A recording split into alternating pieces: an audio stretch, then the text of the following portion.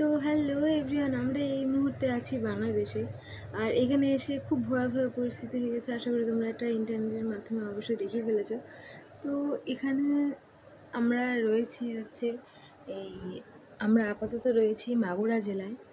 তো এখানে বাংলাদেশের অবস্থা ভীষণই খারাপ, বিশেষ করে যেটা টাউন এরিয়া, মানে বাংলাদেশের আমি এখন এক মাগুরা গ্রামে আছি।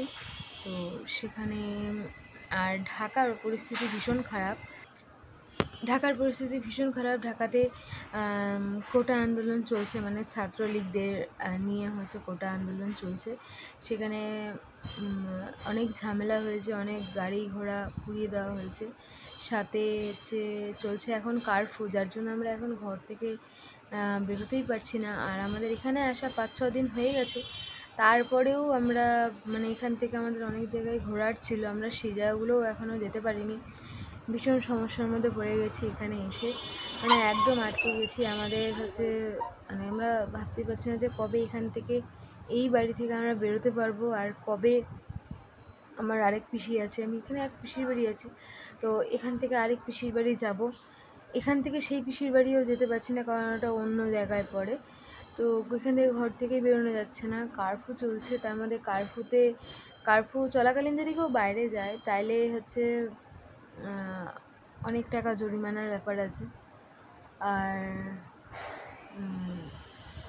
সেটা কারফিউ চলাকালীন কেউ বাইরে গেলে তাকে সরাসরি গুলি করার নির্দেশ দেওয়া হয়েছে। আমি খবরে 2 দিন ধরেই চোখ রেখেছি, তখন থেকেই দেখলাম।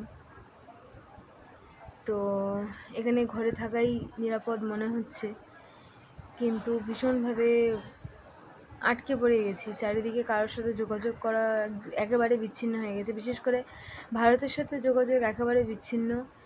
আর এখানকার একমাত্র ফোন যাচ্ছে, মানে ফোনে আমরা কথা বলতে পারছি, বাট কিছুতেই এখান থেকে ইন্টারনেট পরিষেবা একদম বন্ধ, যে কারণে ভারতের সাথে কোনো রকম কন্ট্যাক্ট করা যাচ্ছে না।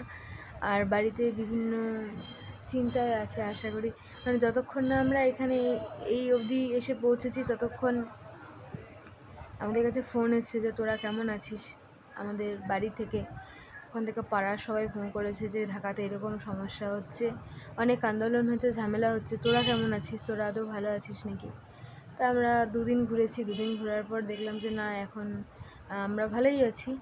কিন্তু এইখানে আমাদের ঘোরা এক পর্ব শেষ হওয়ার পরই এখানে এসে আমরা যখন থাকলাম, এখানে আসার পরে আমাদের মানে টিভিতে শুনলাম যে কারফিউ জারি করা হয়েছে। আর কারফিউ শুধু জারি করা হয়নি, খবরে অনেক বারবার করে নির্দেশ দিয়েছে। সেই কারফিউ প্রথমে 1 দিন ছিল, এখন সেটা 2 দিনে পরিণত হয়েছে। ইন্টারনেট পরিষেবা জানি না কবে আবার ফিরবে, হয়তো সোমবার অবধি টাইম দিয়েছে। আর সোমবারের পরে, আজকে রবিবার, সোমবারের পরে এখন কতদূর কী হয় সেটাই দেখার পালা। তো আমি জানি এই ভিডিওটা তোমরা অনেক পরে দেখবে, কারণ এটা আমি বাংলাদেশে বসে ভিডিওটা করছি। আর আমি এটা হয়তো যখন ইন্টারনেট পরিষেবা আসবে তত অতি সত্বর আমি তোমাদের সাথে এই ভিডিওটা শেয়ার করব।